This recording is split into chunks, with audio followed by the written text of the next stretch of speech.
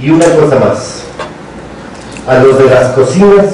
las cocinas les da tiempo de hacer muchas cosas, incluso cosas disímbolas: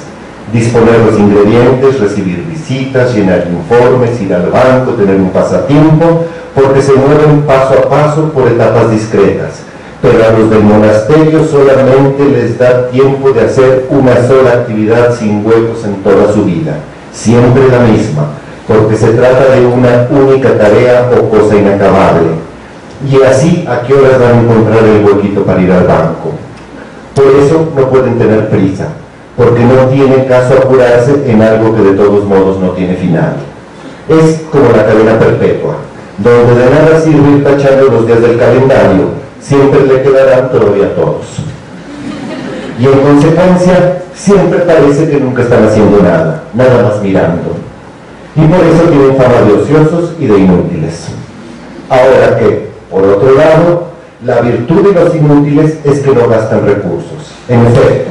el acto de contemplar no desgasta la realidad, ya que nada se acaba de solo mirarlo. Y por lo tanto, los teóricos podrán ser acusados de no producir nada, pero nunca serán culpables de destruir la naturaleza ni de producir porquerías. Mientras que, en cambio, los que hacen cosas e incluso se las acaban, los que intervienen en la realidad, los prácticos, también la consumen y la desgastan. Y si por un lado producen objetos nuevos, que pueden ser excelentes o auténticas porquerías, por el otro deshacen objetos naturales. Dicho de otro modo, la teoría no produce desperdicios, la práctica sí. Los basureros de las bibliotecas son unos pequeños cestos de papeles, mientras que al proyectar cocinas y laboratorios es necesario considerar el volumen y las vías de evacuación de los desperdicios. Los laboratorios atómicos ya andan alquilando islas o países, a los que llaman traspatios para poner ahí su basurero. Una máxima de las reglas monásticas de San Benito de Nurcia era la de que el trabajo manual de los monjes ha de ser mínimo. Y en efecto, los mejores monasterios en estas lides fueron los benedictinos, fueran clunianenses o cistercienses, desde el de Montecassino hasta el de Cluny, que se contaban por la centena y que desde el siglo VI extendieron su influencia a toda Europa, de Portugal a Suecia y de Escocia a Italia. Razón por la cual ha habido 16 papas que se llaman Benedicto, el último de los cuales con toda seguridad se considera un intelectual, y en efecto lo es, y tal vez por eso la práctica es un poco inútil. Eran en general los principales centros de aprendizaje, donde se llevaban a cabo discursos abstractos entre realistas y nominalistas respecto a la existencia del inframundo o de la relación entre los tres dioses en uno, que solían tener buenas bibliotecas y donde también se educaban los laicos, porque como escribió alguien por ahí en la época, aquel que se haya quedado en la escuela hasta los 12 años sin haber aprendido a montar a caballo, ya no es bueno para nada más que para el sacerdocio. En fin, los monasterios se convierten en universidades. Como Bolonia, París, Oxford o Salamanca en los siglos XII y XIII. Y se puede ver hasta la fecha cómo respiran el mismo aire, según se advierte en el hecho de que en las universidades las cosas se llaman igual que en los monasterios, como los refectorios, que es el nombre tradicional de los comedores universitarios, o el claustro de profesores, que asisten a seminarios, y por lo tanto quieran que no son seminaristas, que hasta hacen como que hablan en latín. El cual usan las universidades para sus divisas, como la de la Universidad de La Salle, que fue la única que encontré, in divisa manu. Usan el latín para sus grados como summa cum laude o accessit dentro del campus, y campus también es otra palabra en latín. Y todavía en sus escenas más hardcore se ponen togas y birretes y otros hábitos que sí hacen al monje. Como dice Antonio Machado, los universitarios son filósofos nutridos de sopa de convento.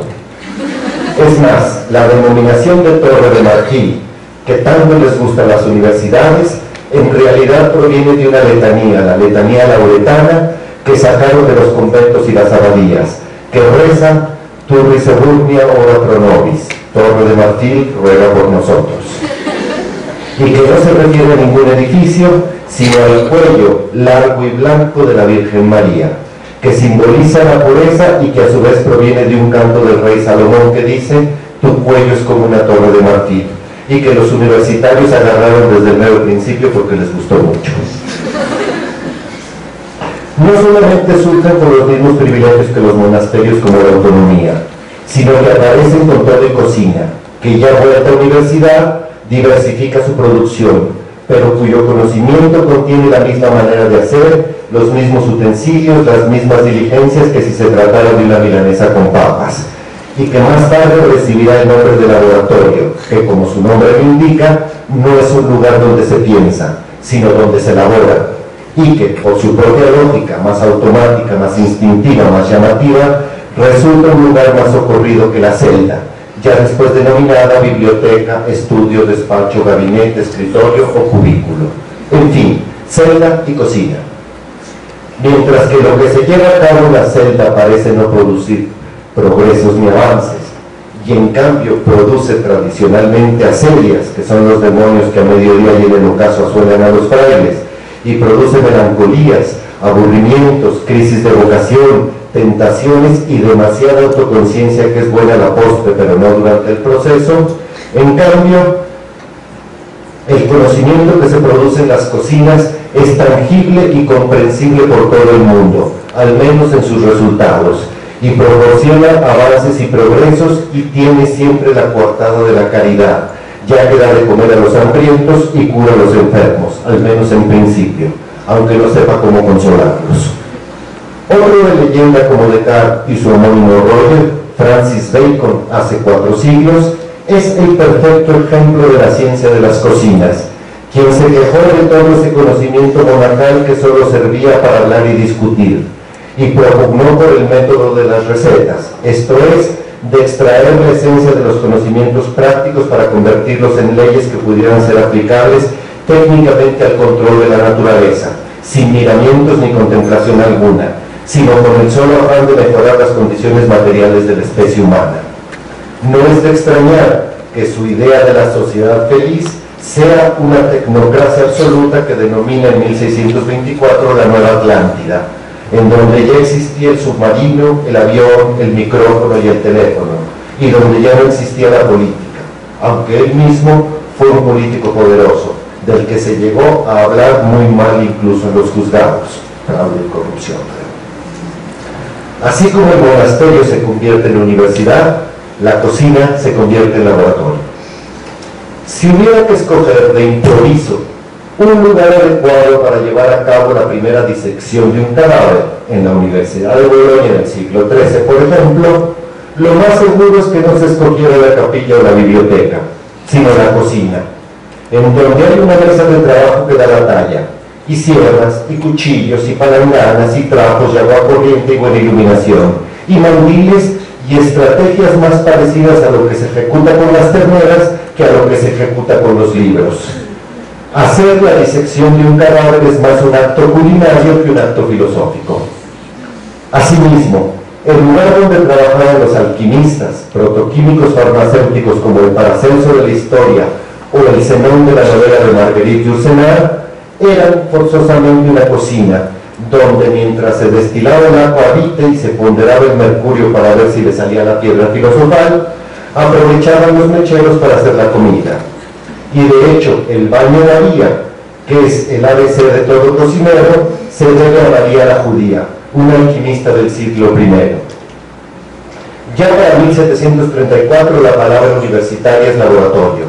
lugar donde se hace trabajo con las manos, y los primeros laboratorios fueron evidentemente los de química, cuyos bártulos y adminículos originales eran punto por punto los que venían de las cocinas, tales como morteros, embudos, coladeras, crisoles, chimeneas y fregaderos, y donde lo que se hace también es lo mismo: hervir, mezclar, calentar, enfriar, destilar, evaporar, diluir. Ya después, paulatinamente, derivaron en laboratorios de todo, de física, clínicos, de radiaciones, de bioseguridad, de anatomía, de enseñanza, de patología, de investigación animal, de microelectrónica y de idiomas, que tienen en común muchos aparatos, bastante orden, trabajo en equipo y ningún libro.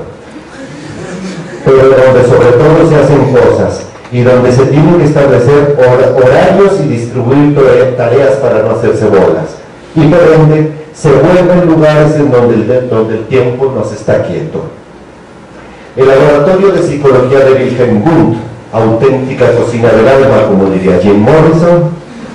donde se instituye esta disciplina como ciencia experimental, era una serie de cuartos, cada vez más, que se iban llenando de taquistoscopios, cronoscopios, estimuladores eléctricos, péndulos, cronómetros, artefactos de cartografía sensorial, en donde a cada estudiante que llegara se le asignaba un aparato para que lo aprendiera a usar. O sea, nada distinto de un taller de balistería fina, que produjo, como dice David Hoversall, una psicología de instrumentos de latón, y que curiosamente Wundt mismo utilizó bastante poco, porque en el fondo él era un teórico, harto monacal por lo demás, que se la pasaba en su casa, en su escritorio. Así como la sala de disección de Bolonia era cocina, así los quirófanos de los hospitales son estrictamente laboratorios, y de alto nivel, con todo el espacio, la luz, el instrumental, el personal necesario para realizar correctamente la operación en curso. Se entiende que el paciente forma parte del personal necesario, si no, no se puede hacer nada. Y quirófano, al igual que cirujano, significa etimológicamente ni más ni menos trabajo manual. Pero, irónicamente, hoy en día, las cocinas de la nueva gastronomía, como la de Ferran Adrià, que es el cocinero más famoso del mundo, con su restaurante El Bulli, elevado aviador cultural, que enfría con hidrógeno y reconstruye el caldo de pollo con sus componentes moleculares para ofrecerlo en píldoras, textual, y donde la cuenta que le llevan a los comensales al terminar parece ciertamente la factura del quirófano, es también un laboratorio en toda la regla, cuyo personal está conformado por técnicos especializados con estudios universitarios, o dicho de otro modo, los laboratorios del principio terminaron al final siendo otra vez las cocinas que siempre han sido. De hecho, en las últimas tendencias de los que venden decoraciones para el hogar, las cocinas domésticas ya no son aquellos lugares rojizos y acogedores tradicionales, sino que vienen todos en acero inoxidable, cristal e iluminación, con colores fríos, para que el ama de casa no sienta que está haciendo la comida, sino que está haciendo química, que está haciendo clínica.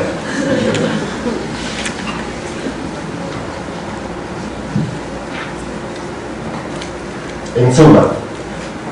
hay por un lado ciencias naturales, dentro de las cuales, en especial por su afán aplicacionista e intervencionista, se encuentran las denominadas ciencias sociales, a veces también llamadas ciencias humanas y de la cultura,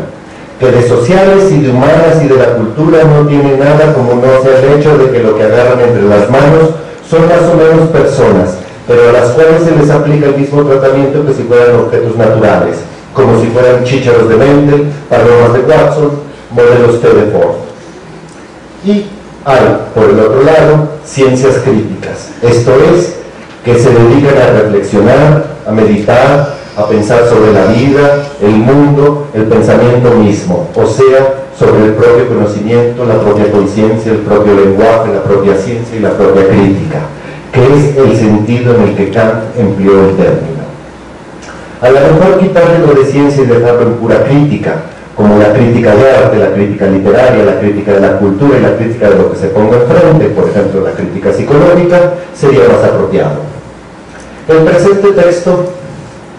intentó dilucidar la cuestión de la separación entre el pensamiento y la acción, la mente y el cuerpo, el espíritu y la materia y otros pares afines, argumentando que el lugar es en sí mismo una forma de la conciencia y un conocimiento, como si se hubiera hecho la pregunta de ¿en dónde está la mente? Y la respuesta fuera que la mente está en los lugares donde se genera el conocimiento. Y con ello trató de aclarar las razones extrañas,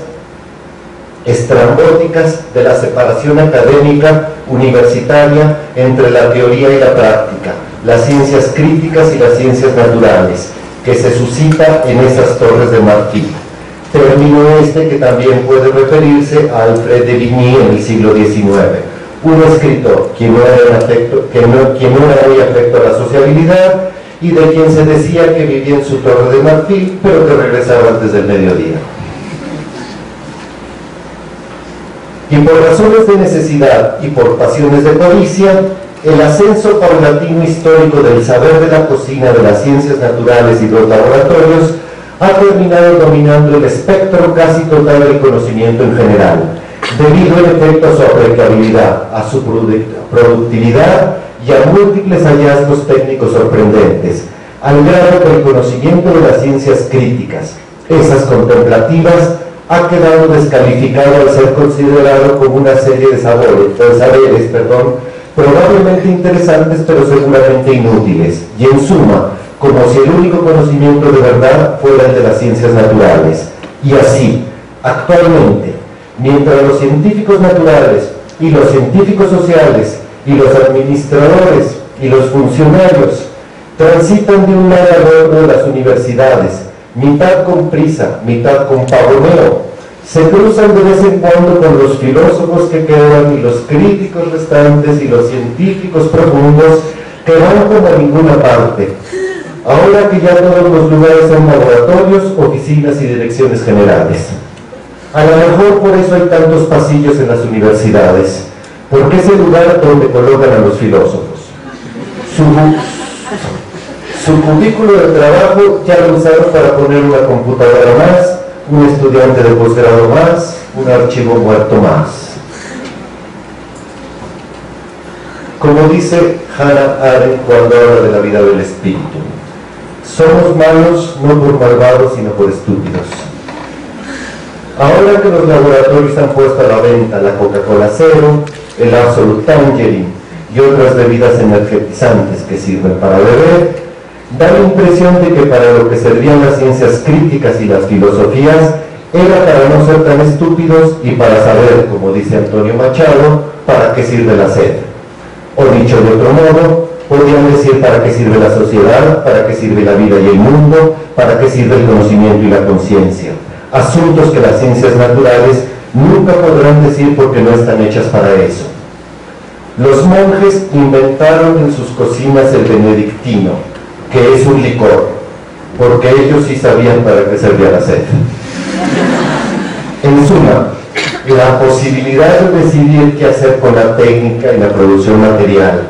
la idea de plantear un proyecto de futuro y una forma de vida necesaria para la sociedad, y también avisar qué forma de vida es innecesaria por contraproducente y autodestructiva, es una tarea que solamente pueden realizar las teorías, las filosofías y las críticas, porque estas cosas son obras del pensamiento, pero a las que ya nadie les hace caso, y no por maldad, sino por estupidez. En fin, en conclusión, el mundo no se arregla con recetas de cocina. Muchas gracias.